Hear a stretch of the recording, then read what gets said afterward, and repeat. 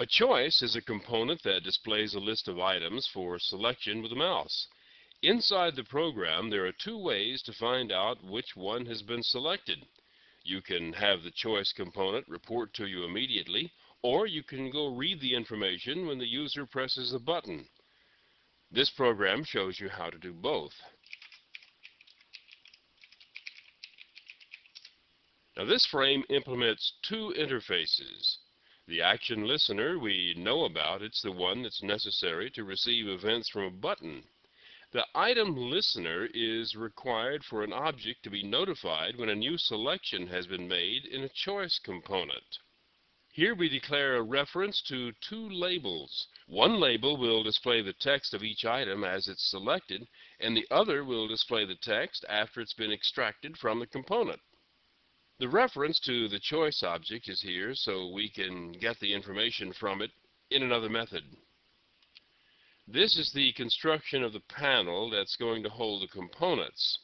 The first component in the panel is a label named Select Label.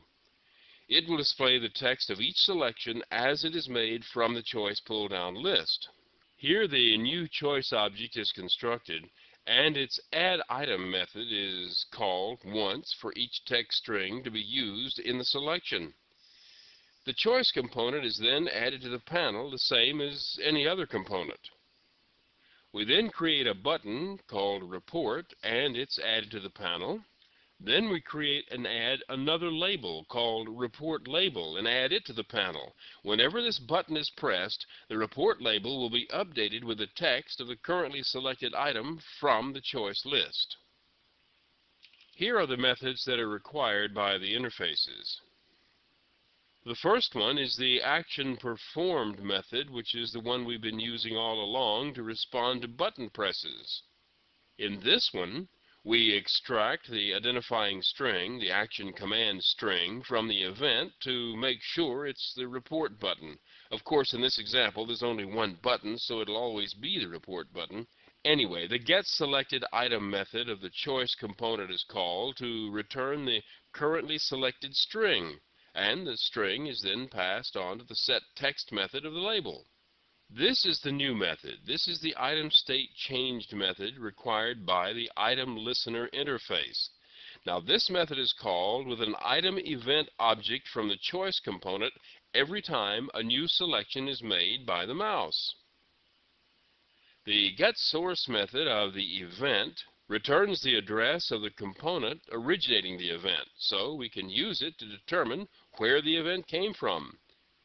If it came from our choice component, then we know that a new selection has been made, and the getSelectedItem method of the choice component is called to retrieve the string. The string it returns is used to set the text of the label. Here's what happens when we run the program.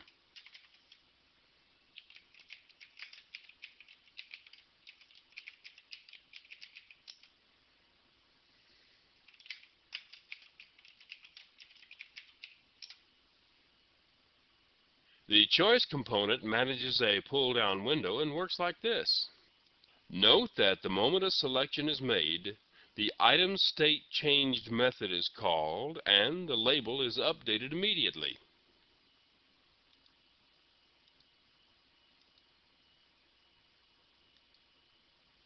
On the other hand, the label on the right has not been updated yet. Pressing the button will cause the text of the current selection to appear in that label. These two modes of reading data from the screen are available for all components that accept user input. In some applications, you may want to have your program act like an HTML page and allow all the fields and data selections to be completed, and then have your software read the whole thing and check it. In other cases, you may want to check each item for validity while the user is entering the data. I find that I tend to do a little bit of both. For example, if the user is entering dates or something, you can check for a valid format as it's being entered, and then, when the OK button is finally pressed, you can check to see the dates or whatever the data is are in the correct order or within the range you need or as compared to one another. Where you check it depends on what you are trying to check.